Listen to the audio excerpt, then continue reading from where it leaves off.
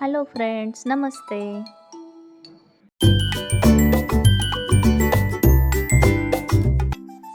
Friends, मी तुमच्यासोबत share करणार आहे नेपाळ ट्रिप पार्ट 3. भगवान पशुपतीनाथाचे दर्शन.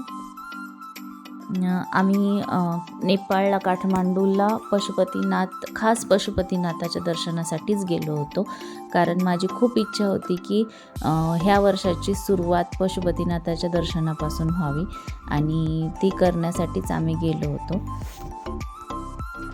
हे मंदिर ना नेपाळमध्ये काठमांडूमध्ये बागमती नदीच्या काठावर आहे आणि शिव मंदिर, प्राचीन कालचं शिव मंदिर आहे. खूप सुंदर असं मंदिर आहे हे.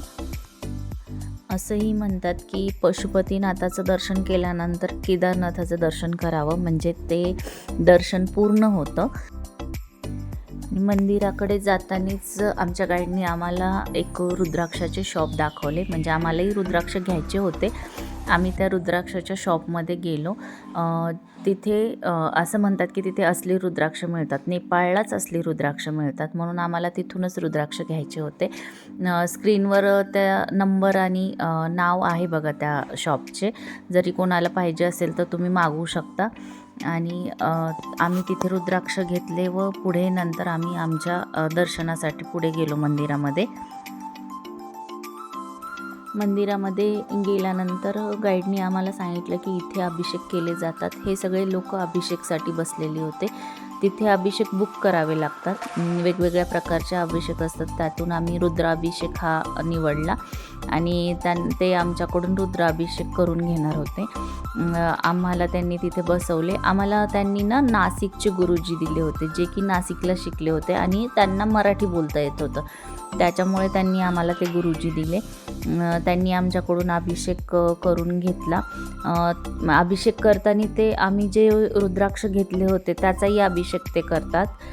त्याला सिद्ध करतात त्या रुद्राक्षाला, म्हणजे तुम्हाला घरी येऊन ते सिद्ध करून घालण्याची गरज नाही, तुम्ही डायरेक्टही ते घालू शकता. त्यांनी आम्हाला रुद्राक्षाच्या माळाही दिल्या, ज्या की मंदिरामध्ये त्या शिवलिंगावरती चढवलेल्या असतात. ते आम्हाला देतात प्रसाद म्हणून. आणि ह्या मंदिरामध्ये प्रसाद म्हणून रुद्राक्षाच्या माळा देतात. तिथे प्रसाद म्हणून पेढा, मुरमुरे वगैरे हे नसतं.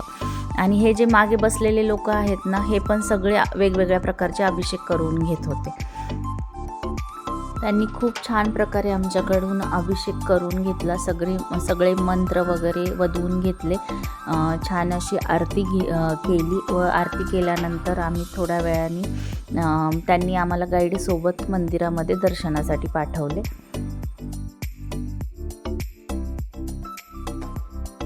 आणि गाभाऱ्यातलं मी शूट केलेलं नाही, कारण तिथे अलाउड नाही आहे मोबाईल वगैरे, कॅमेरा वगैरे. आम्ही बाहेर आल्यानंतर, दर्शन घेऊन बाहेर आल्यानंतर ही अशी गर्दी होती. बाहेर मोबाईल अलाउड होता, तेवढं शूट केलेलं आहे. आणि आमचं खूप सुंदर असं दर्शन झालं पशुपतीनाथाचं. आणि फ्रेंड्स, प्रत्येकाने एकदा तरी पशुपतीनाथाचं दर्शन घ्यावं.